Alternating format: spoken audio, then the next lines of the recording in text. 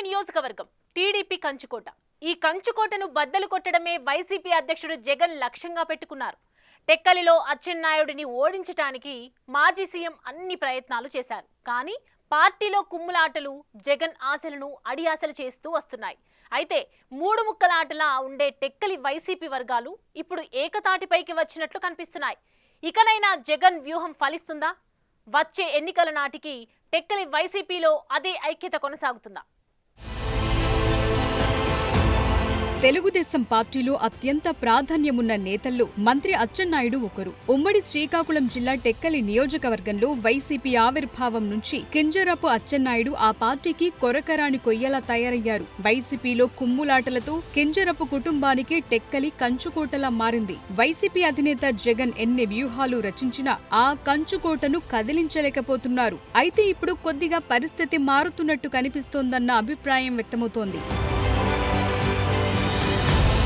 2024 ఎన్నికలకు ముందు టెక్కలి వైసీపీలో మూడు వర్గాల మధ్య పోరుతో మూడు ముక్కలాట నడిచింది. ఓవైపు కేంద్ర మాజీ మంత్రి కిల్లి కృపారాణి, మరోవైపు దువ్వాడ శ్రీనివాస్, ఇంకోవైపు పేరాడ తిలక్. ఇలా ఎవరి దారి వాళ్లదన్నట్టు ఉండేవారు. దీంతో పార్టీ క్యాడర్ ఎవరితో నడవాలో అర్థమయ్యేది కాదు. వైసీపీలోని ఈ వర్గ విభేదాలే అచ్చెన్నాయుడికి శ్రీరామ రక్షలా మారాయి. అయితే ఎన్నికలకు ముందు కిల్లి కృపారాణి కాంగ్రెస్ తీర్థం పుచ్చుకున్నారు. దీంతో వైసీపీ బలం కొంతమేర తగ్గినట్టు అనిపించినా చాలా వరకు వర్గపోరు తగ్గిందని భావించారు ఆ పార్టీ శ్రేణులు. కానీ అచ్చెన్నాయుడు మాస్ ఫాలోయింగ్ ముందు వైసీపీ మరోసారి ఓడిపోయింది. దువ్వాడ శ్రీనివాస్, పేరాడ తిలక్ మధ్య వర్గపోరు కూడా వైసీపీ ఓటమికి మరో కారణమని చెప్పాలి.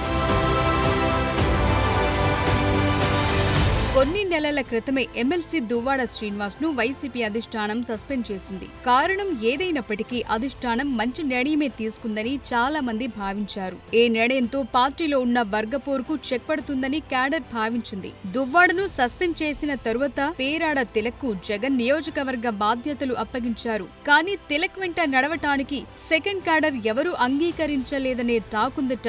ఎవరికి వారే యమునా తీరే అన్నట్టు వ్యవహరిస్తున్నారట. సంతబొమ్మాళి మండలంలో ఆర్థికంగా బలంగా ఉన్న ఓ నేత తానే ఇన్ఛార్జ్ అన్నట్టు తన కార్యక్రమాలు తను చేసుకుంటూ పోయేవారు. తిలక్తో కలిసి ఏ కార్యక్రమానికి హాజరయ్యేవారు కాదు. ఇలాంటి వాళ్లు నియోజకవర్గంలో చాలా మందున్నారు. కానీ వాళ్లందరికీ మాజీ మంత్రి, ప్రస్తుత శాసన మండలి ప్రతిపక్ష నేత బొత్స సత్యనారాయణ ఒక్క మాటతో చెక్ పెట్టారట.